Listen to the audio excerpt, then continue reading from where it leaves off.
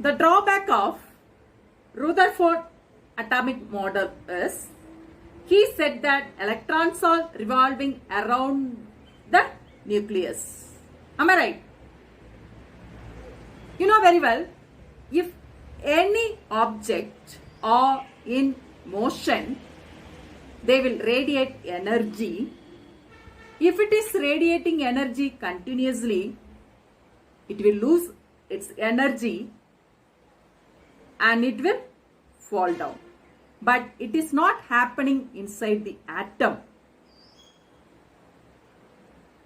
If it is falling down, otherwise if it is losing energy, it will be unstable.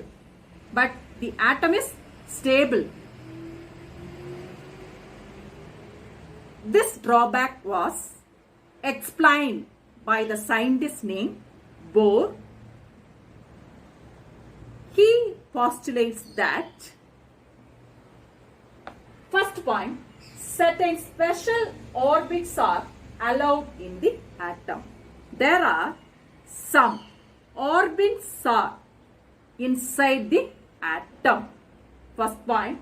Second point, while revolving around the nucleus, they do not radiate energy. Okay? If they do not radiate energy, what will happen to the electrons? They will not lose energy also. They will not fall down. So, automatically it will revolve around the nucleus in its own orbit. Just like the planets are revolving around the sun. We don't see the planets are falling down towards the sun. Is it? Same way, here electrons also revolve around the nucleus in their own orbit. Those orbit or shell are called energy level. Now let us see it. Okay. Bohr brought out this model. So far we are following Bohr atomic model. Okay. He said that, and also Rutherford, what he said about nucleus? It is accumulated at the center. Protons are present inside it. Then the mass of nucleus is small as compared to the mass of the atom. Okay. Bohr said that electrons are revolving in certain orbit. He has given name also. The first one he said it is K. Second one L. Then M, fourth one N. Okay, here K is the first shell or orbit, second one, third one, fourth one. He has given a formula which shows that how many electrons can be present in each orbit. That is 2n square. N represents the number of the shell. First shell means you have to take it as n as 1. For example, first shell means if I am substituting 1 square, that means automatically it will be equal to 2. In the case of second one, 2 into 2 square, okay, 2 square is 4, 4 into 2 is 8. Then if it is the third one, 3 square is 9, 3 into 3, 9, 9 into 2, 18. Next one, 2 into 4 square, 4 into 4 is 16, 16 into 2 that is 32. Okay, so in the case of first shell, 2 electrons can be accumulated, and the second one 8, third one 18, and fourth one 33. Again, some more orbits are there, not only 4. So in the fifth means what will be the formula? 2 into 5 square. So 5 into 5, 25. 25 into 2, that is 50. Okay. So electrons can be arranged in the orbit in this manner by using this formula 2n square. In 1932, the name of the scientist Sedgwick, he discovered one more subatomic particle present in the atom, that is called neutron. It is denoted by letter small n.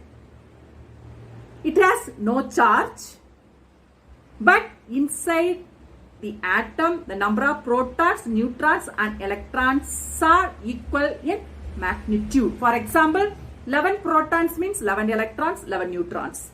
But the one atom which do not have neutron is hydrogen. Sodium and its atomic number is 11. Chlorine atomic number is 17. Now I am going to distribute the electrons in different orbits for sodium as well as chlorine.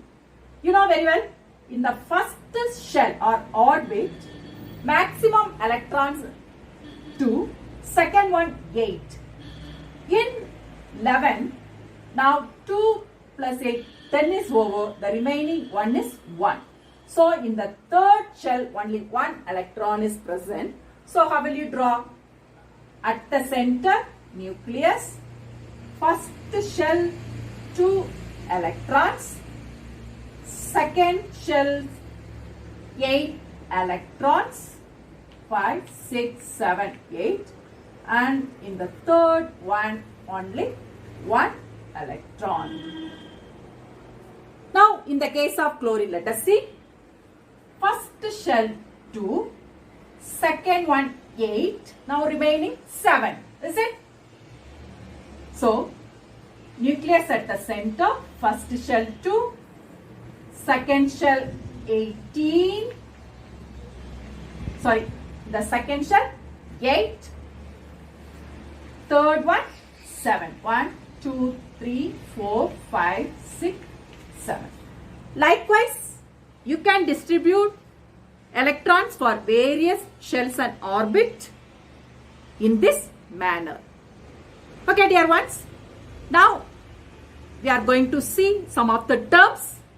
They are, what is valency? Valency is the combining capacity of the atom. Okay, here, what will be the valency for these two atoms? Let us see. Here, look at the last shell. In the last shell, only one electron is present. In the case of chlorine, 7 electrons are present. So, easy way to find out valency, that is, you have to look at the outermost shell. The electrons present in the outermost shell is less than 4, means that is its valency. More than 4 means you have to subtract it from 8. That is its valency. Okay. Here, in the case of sodium, only one electron is present. So, its valency is +1. And in the case of chlorine, you know, outer shell 7 are there. So, you have to subtract it from 8. Since we are subtracting from 8, 8, 7. So, the valency is -1. For example, for another one, I can write for aluminium, it is 13. So, I can write electrons like this. First shell 2, second shell 3, third shell 3. So, it is less than 4. So, its valency is 3. What about in the case of oxygen? Oxygen number is 8. So, configuration, first shell 2, second shell 6. Here it is more than 4. So, you have to subtract it from 8. Since we are subtracting, the valency is -2 for oxygen. Okay. The valency of some of the elements is given in the table, page number 51. You can go through it. Okay.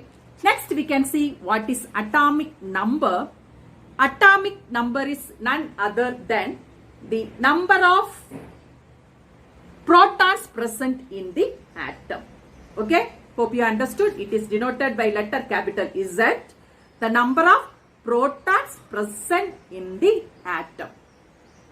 The another term is mass number.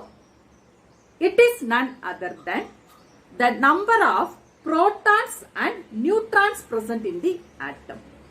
Okay. Hope you understood atomic number and mass number. Atomic number is number of protons. Mass number is number of protons plus number of neutrons. Protons and neutrons are present inside the nucleus. That's why the mass of the atom mainly depends on nucleus. The next one is isotopes. Okay. For some of the element, they have different number of neutrons. So what will happen to the mass number? It will be changed. Okay. For example, hydrogen. Actually, for hydrogen, no neutron, but it exists in isotope form, that is called deuterium and tritium, and chlorine is also one of the isotope. Its mass number is 35 also there, as well as 37 is also there. So what is the reason here? Here, number of proton is same, but the number of neutron is different for some of the atoms. Example, hydrogen exists in three forms. One is hydrogen, deuterium and tritium. For hydrogen, no neutron, and deuterium, one neutron is present, and tritium, proton is only one for hydrogen. Okay. Then the uses of isotopes, isotope of cobalt is used for the treatment of cancer. Then you could have seen some of the people are affected by thyroid. There will be swelling in their neck. It is called coitus. For the treatment of coitus, the isotope named iodine is used. And also from the isotope uranium, which is used as a fuel in nuclear reactor, and also many uses are there for isotopes. The next one and the last one is what is isobar. Isobar means atoms of different elements with different atomic number. Okay. The next term is isobars. That is atoms of different elements with different atomic number but have same mass number. That is called isobars. Hope you understood. Different element, but if they are different elements, atomic number will be different, but mass number will be same. Those are called isobars. Examples: argon and calcium. Okay. Hope you understood this lesson. So far, you have learned various structure for the atom. First one is J.J. Thomson, Rutherford and Bohr atomic model. Then what is valency? How electrons can be distributed in different shell. What is atomic number, mass number, isotopes and isobars.